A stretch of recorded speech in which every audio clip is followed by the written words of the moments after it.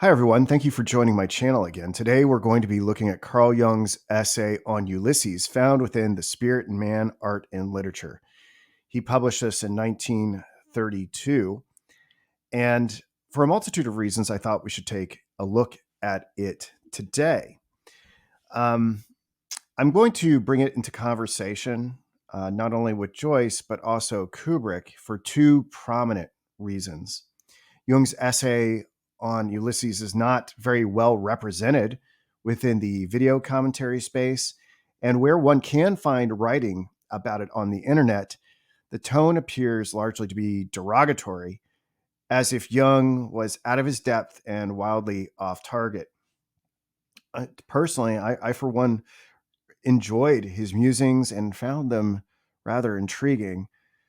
And what follows, especially the back half, I will attempt to more accurately present his views. The other main reason why I wanted to do this presentation is that given that Kubrick and Joyce both use the Odyssey as a reference text for arguably their greatest works, it seemed worthwhile to see if lessons from Jung's insights can be applied to Kubrick's remake. And we're very lucky to have Jordan back with us again today. I had no idea that Jung had taken the time to address literature. Um, I believe there's another essay in this text, "The Spirit in Man, Art and Literature," that addresses the psychology of literature. I've not had a chance to. I've not had a chance to go over it entirely yet. He also wrote about Picasso and others. These are, I guess, lesser known works, and for that reason, there's not as much attention placed on them. Were you aware of this at all? No, I think I've been mostly fixated on the alchemy. And of course, most people come in through psychological types. I had not dug into any of the literature, so this will all be new for me. All right. Well, let's get into it. Um, it's going to be a few slides before we start getting into the meat of the material. Largely, what I'm going to talk about at first are the connections between Kubrick and Joyce, and then also a little background information about the essay itself. But to begin, I think we should just look at this quote that I have on the slide. It's at the very end of the essay, and we'll address it when we get there.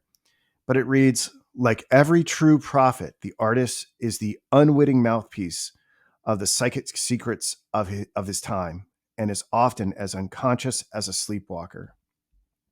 And I thought that was really profound. And that's going to be, I think, the big takeaway from what we're going to cover today. Is my audio coming through okay, Jordan? We good?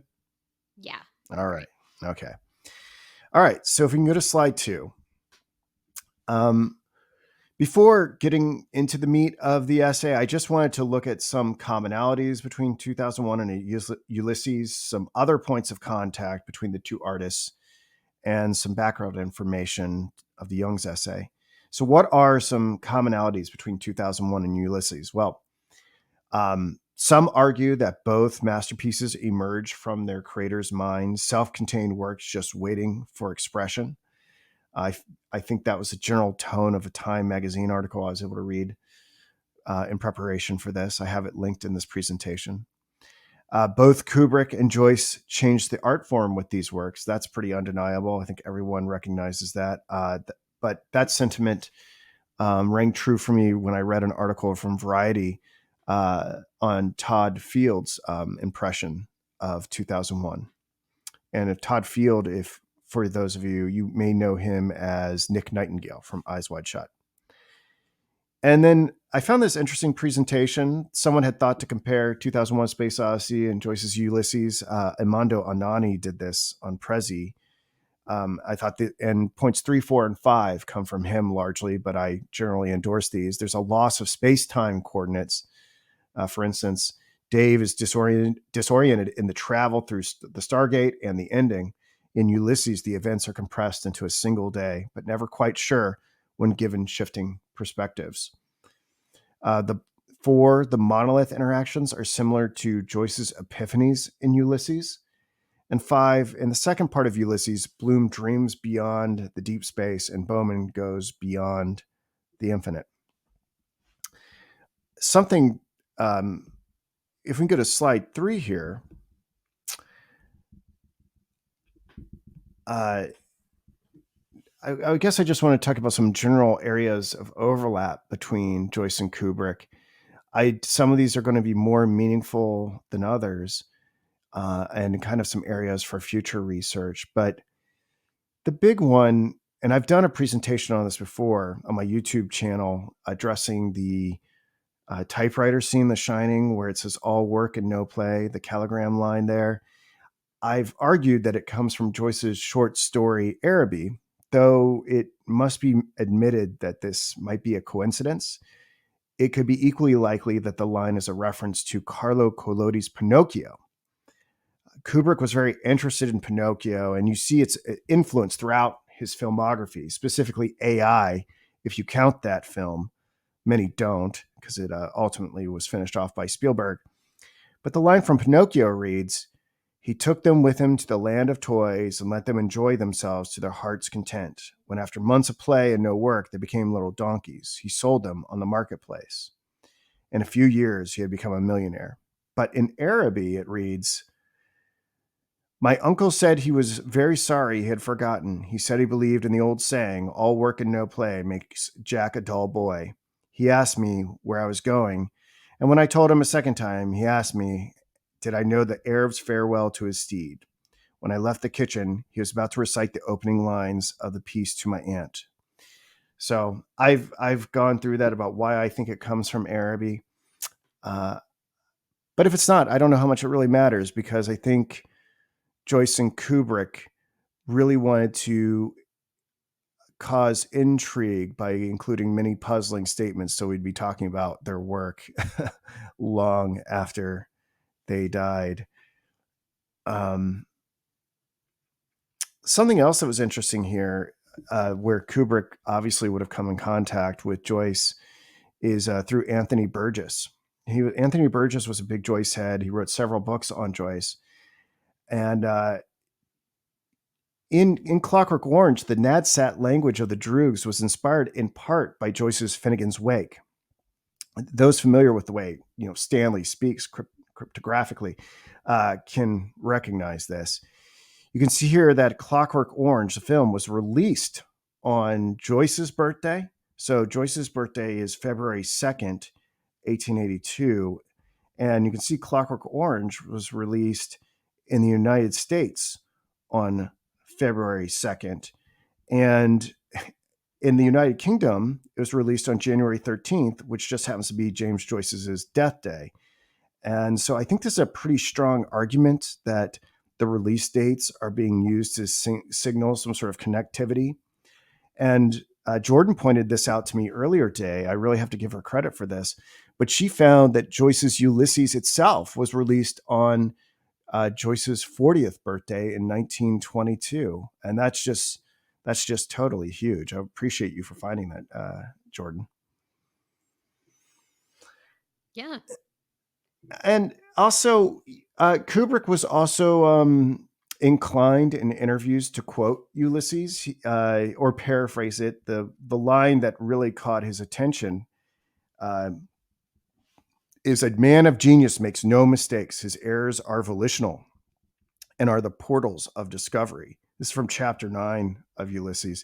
And I think that should bring to people's minds the concept of Kubrickian continuity errors, the intentional mistake. So, Jordan, if you have anything to add to this, I hope I'm kind of blowing through these. I hope you're getting something out of it, or, yeah. Yeah, it's all super interesting. I can't remember the other line that's paired with this all work and no play makes Jack a dull boy. I think it's something like all play and no work makes a real boy. I think it's like a toy, something of that. A toy. Yeah. A toy. The line that's omitted is very intriguing to me as well. Yeah. But I think to your point about who's quoting who and where does this come from, it all kind of flows back to the quote you opened with from Jung about, are people even aware of how perhaps the collective unconscious is flowing through artists and into the work? That's a great point. You anticipate the major thrust of what Jung is going to say about Ulysses. Well, I guess we can get to it then. No, you're right on track. So the last area of overlap, and there are many more. This is not an exhaustive list, but you'll see here the hero's journey on this slide.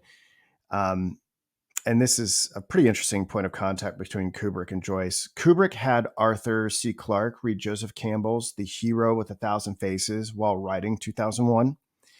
And the name of the hero's journey is another word for that is the monomyth, which is actually Campbell actually got that word, that neologism, from Joyce's Finnegan's Wake. I've included where it is in Finnegan's Wake. Ah, dear, oh, dear, oh, dear. And here Ilian and his William, when they were all there now, met and marked for looking on at the Carryfor with Aulus Plautius, their happy ass Claudius, and then into the trivials and their bivouac and his monomyth. Aho, say no more about it. I'm sorry, I saw. I'm sorry to say I saw. That gives you a flavor. If you've not encountered Joyce before, it gives you kind of a flavor. Finnegan's Wake is easily much more incomprehensible than Ulysses, but it gives you a flavor of the criticism that Jung is going to issue against Ulysses.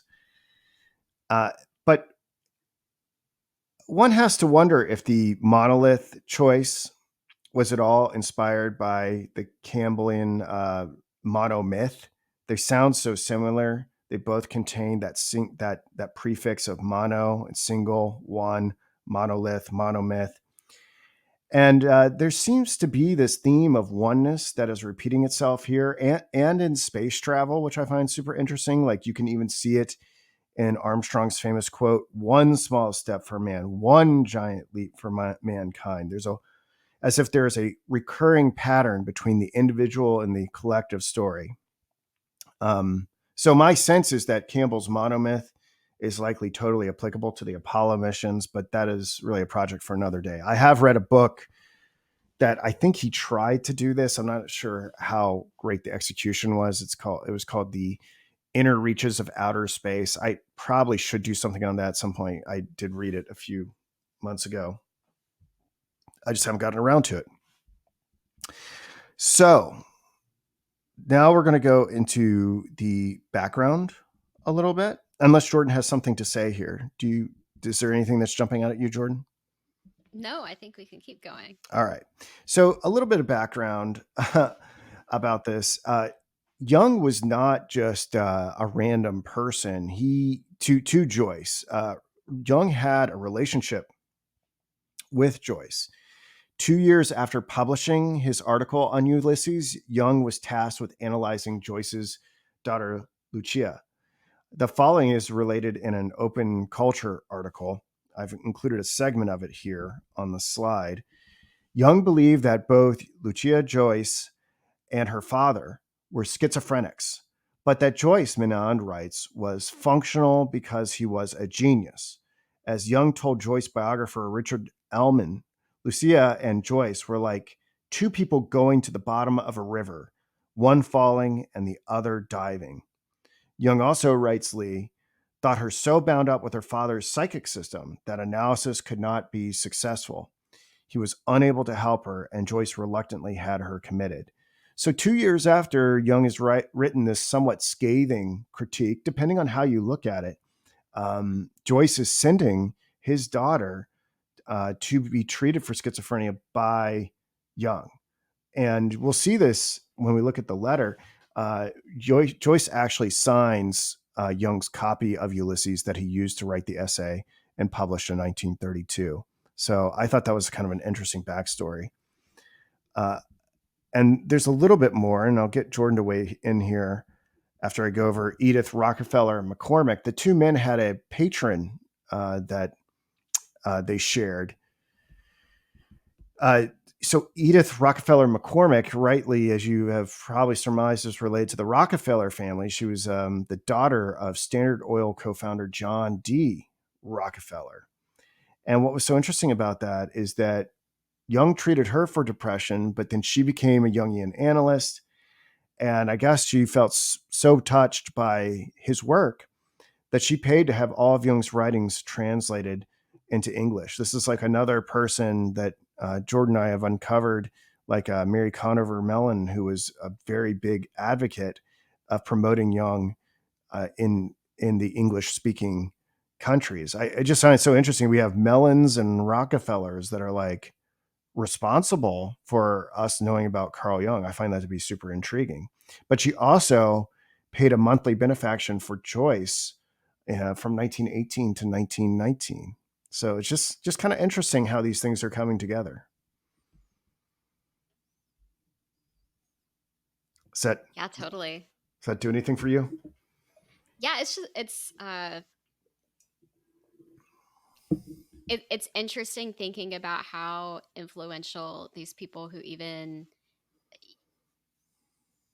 analyze other people's works or like translate other people's works and publish people's works, like how their fingerprints are all over the culture, is really interesting.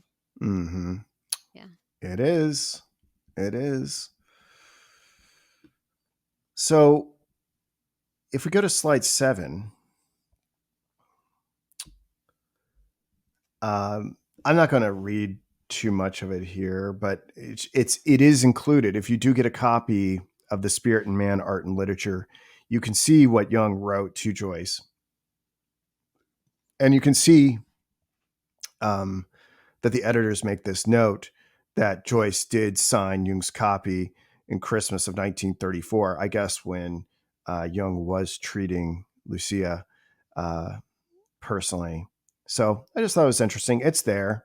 That alone would be worth your time. I've heard that Joyce did not protest Jung publishing this because I think at the time he thought it was like so silly. It didn't. He almost published it as a way to, or he almost didn't protest the publishing of it because he wanted people to see how off Carl Jung was. But I have to say, I read Ulysses, I don't know, 7 or 8 years ago, and with the exception of the ending featuring Molly Bloom, the famous like affirmations after each sentence or in between each sentence, I don't know if I really got a lot out of it. And I think I'd been really mulling this over. I thought, oh man, I've learned so much about literature since doing my little book review. I think it's on my channel. It's probably super cringe if I were to go back and look at it. But reading what Jung had to say about it, I think Jung and I kind of had a similar initial impression.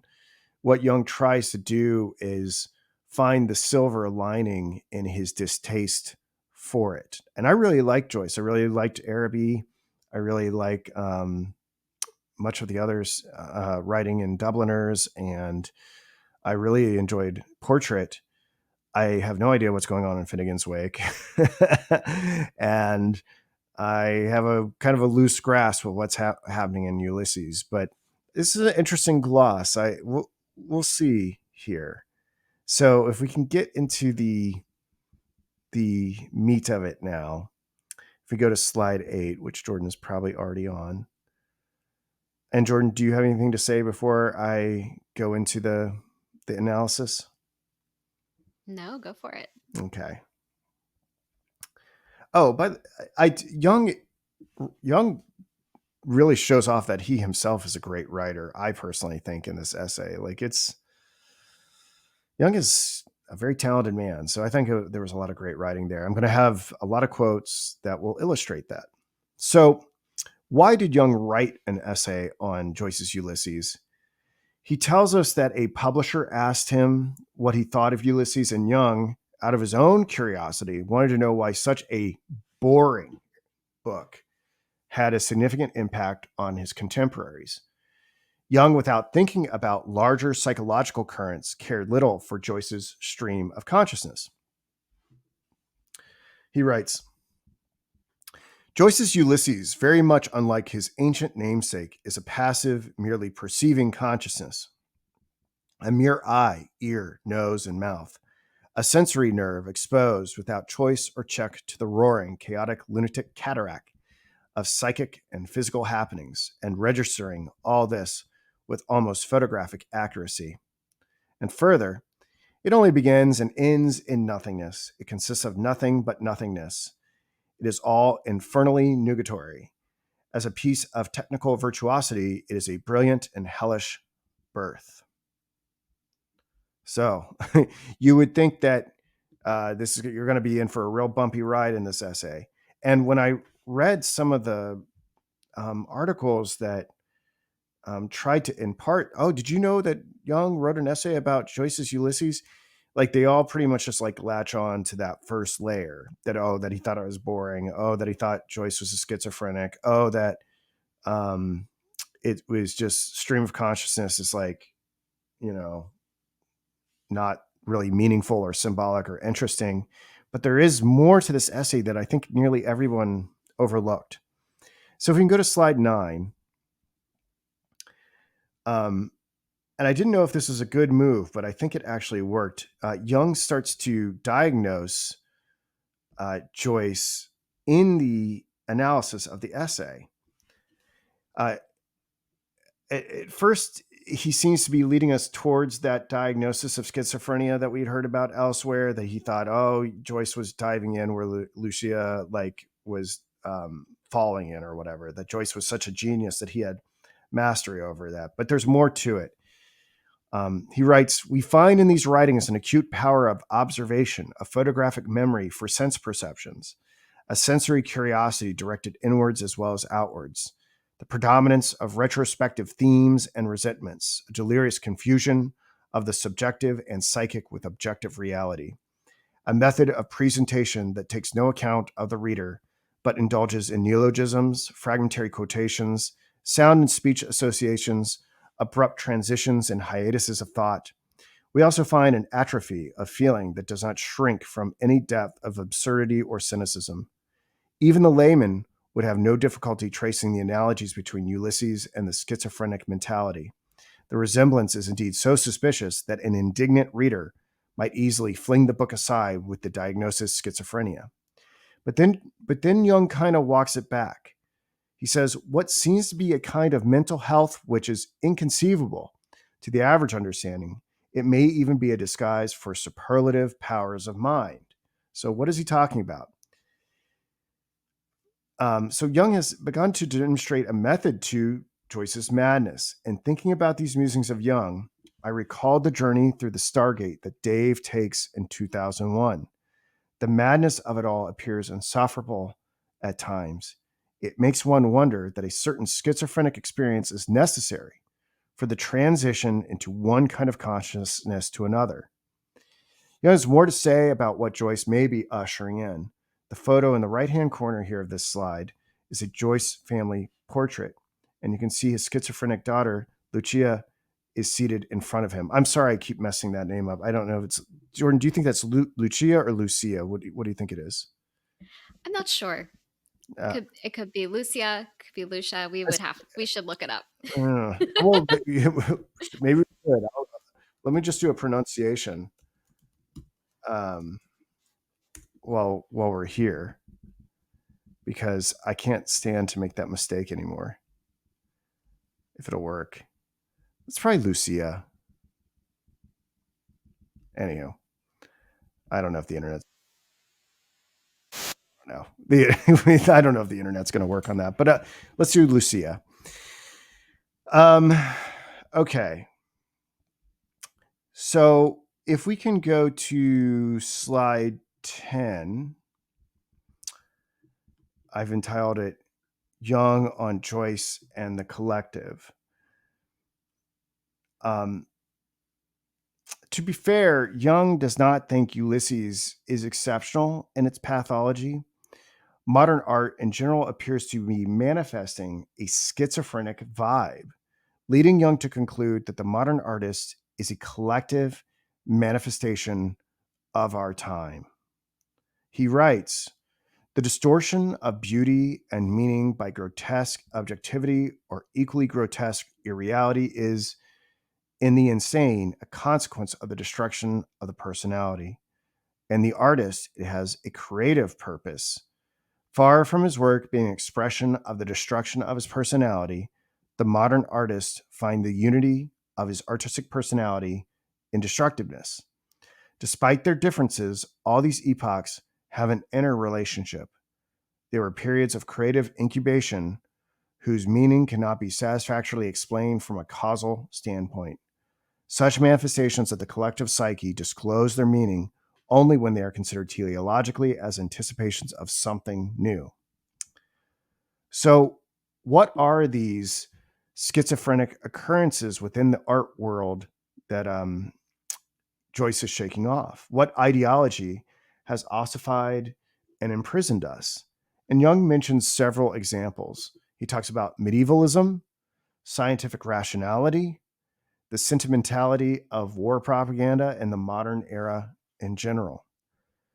And because of this, Jung sees Joyce's Ulysses as akin to Nietzsche's Zarathustra, a reformer liberating us from slave morality, which is so interesting because we have Zarathustra in 2001: A Space Odyssey, right? We have the Strauss work when the monkey men are touching the monolith, which gets us back to earlier conversations we've had today. And I think that the two passages that follow really capture the thrust of what Jung is saying. For the man who is dazzled by the light, the darkness is a blessing, and the boundless desert is a paradise to the escaped prisoner. It is nothing less than redemption for the medieval man of today not to have to be the embodiment of goodness and beauty and common sense. Looked at from the shadow side, ideals are not beacons on mountain peaks, but taskmasters and jailers, a sort of metaphysical police originally thought up on Sinai by the tyrannical demagogue Moses and thereafter foisted upon mankind by a clever ruse. That's very Nietzschean what Jung is saying there, right? And just because Ulysses seems nonsensical and scatological and all this other stuff, it may not really dazzle us by our conventional beauty standards, but because he's leading us away from the imprisoning ideals of medievalism, scientific rationality, and sentimentality, that's okay because there's something to come. And Jung writes, like every true prophet, this is what I start off the presentation with. The artist is the unwitting mouthpiece of the psychic secrets of his time and is often as unconscious as a sleepwalker. He supposes that it is he who speaks, but the spirit of the age is his prompter. And whatever the spirit says is proved true by its effects. Pretty beautiful stuff, right, Jordan? Or what do you think? Do you maybe you don't find it beautiful? I do. I mean, there's several lines in there. The line about the like our relationship with the darkness and really the inversion of the light and the dark depending on kind of where you are is very interesting. Right. I really appreciate the idea that stepping out of the rational confinements of whatever era we're in or whatever form or medium we're playing in is where we can tap into something more expansive. And it from that lens, it makes sense that Ulysses is so influential, even if it's something difficult to grapple with. Similar to Faulkner's work in some ways too, like this kind of playing with the form in such a way that might be unintelligible to many is a way. It's like a license for freedom, No. so that other people can push their bounds a little bit more, even if people don't find it actually rational. The whole concept of shamanism, or not shamanism, schizophrenia, and what is schizophrenia, and that line between functional mental illness and non-functional mental illness, I think is a really deep topic. Is it really merely the difference between someone who's able to ground themselves and still function in the world or not? I think the line is very fine, perhaps. And it's very interesting to see him publicly diagnose someone. That's not something that most in the profession today would do or agree with, just based on contemporary ideas of what is ethical in the psychological profession. And yet, perhaps it was really illuminating when we're analyzing Ulysses. But I said the word shaman instead because, there's a lot of literature around how shamans in some cultures exhibit brain patterns of schizophrenia. And really the difference is the context, the functionality that humans are able to demonstrate while also tapping into those things. So those are just my preliminary thoughts as your live audience here. Yeah, and I think context is such an important thing to mention because Jung says, over a long enough scale of time, it's more and more people are going to see Joyce, and perhaps that prognostication has proved correct as being a reformer, as being a liberator, and not just being this relisher of filth. Totally. And this excavation of the shadow Yeah. is really cool too. I mean, there's parts of Ulysses that are very much digging into aspects that are way too taboo Yep. for most people to talk about in public. Yeah. And certainly are on full display in A Clockwork Orange. Yeah. Well, yeah. I mean, you see that what you're talking about. I believe there was an obscenity case brought against Ulysses. I'm not too familiar about it, but I think there was an obscenity case in the States in 1921, maybe, or something like that. So, no, not 1921. I'll have to look it up because the book came out in 1922. But anywho, there's an obscenity case in the States. And maybe been 21 when it was being serialized. So maybe then. But yeah.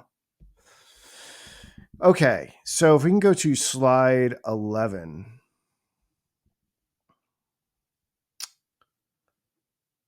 So Jung claims that those who wade through the 735 pages of Ulysses will, in time, intuit the coming of a new cosmic consciousness.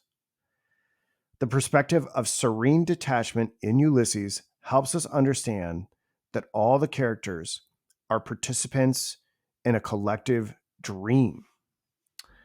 Jung writes, Ulysses is the creator god in Joyce, a true demiurge who has freed himself from entanglement in the physical and mental world and contemplates them with detached consciousness. He is for Joyce what Faust was for Goethe or Zarathustra for Nietzsche. He is the higher self who returns to his divine home after blind entanglement in samsara. In the whole book, no Ulysses appears. The book itself is Ulysses, a microcosm of James Joyce, the world of the self and the self of the world in one. Ulysses can return home only when he has turned his back on the world of mind and matter.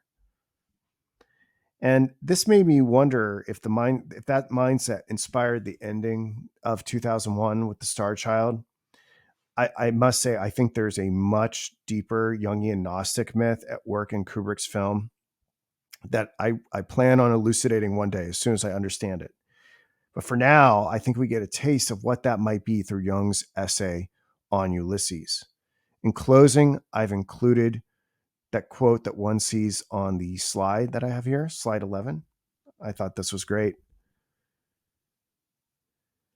And here I would like to ask Mr. Joyce a question. Have you noticed that you are a representation, a thought, perhaps a complex of Ulysses? That he stands about you like a hundred-eyed Argus and has thought up for you a world and an anti-world, filling them with objects without which you could not be conscious of your ego at all. So that is the presentation. We looked at what Jung had to say about Ulysses, its potential connections to 2001: A Space Odyssey, the Joycean and Kubrickian interconnections through other works, and what Ulysses and 2001 share in common even before we got into this analysis. I guess I'll hand it over to Jordan before we exit the StreamYard. Sure. As always, I have a lot of loosey goosey hypotheses and questions at the end of all of these that we probably can't answer. But this quote in particular really prompts me to consider what is the imaginal, what is literature, what is the dream, what is the collective dream, the personal dream, where do they end and where do they begin? Also, as it relates to kind of the connections between Jung and Tolkien, I'm not sure if I fully understand what Jung views literature to be in a more metaphysical sense. But it has me asking myself that question: what do I think literature is? I don't know. Like a lot of these topics, Jung gets at really deep things without revealing a larger metaphysical framework. And perhaps that's because he's living in the mystery and living in the question. And maybe he has not arrived at a particular framework. But that's constantly where I am grappling with what we've been reading, is what is the bigger framing in which all of this lives. Right. I mean, I'm super curious to what is this forthcoming cosmic consciousness that he's talking about. Mm-hmm. I think Yeah. I think we get a real taste of that, at least in the Jung and Astrology Routledge book that we've both read. Uh, I also, this raises a very interesting question about, is Jung truly a Gnostic or is he something else? And I'm not prepared to weigh in on that just yet. I think an argument can be made that he's not a Gnostic in whatever the traditional sense is, but I don't want to get too far into that because I have a lot of homework still to do.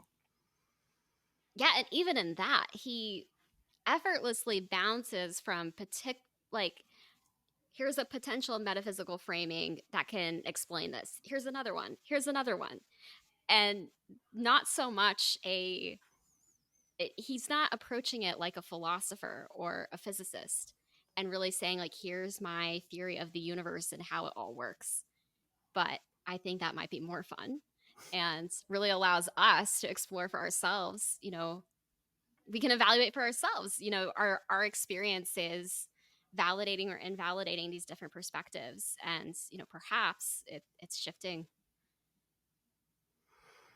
Yeah. Is reality static? I think is a bigger question. Well, I don't think he thinks so. You know, from what I do understand about his metaphysics, I don't think he thinks so.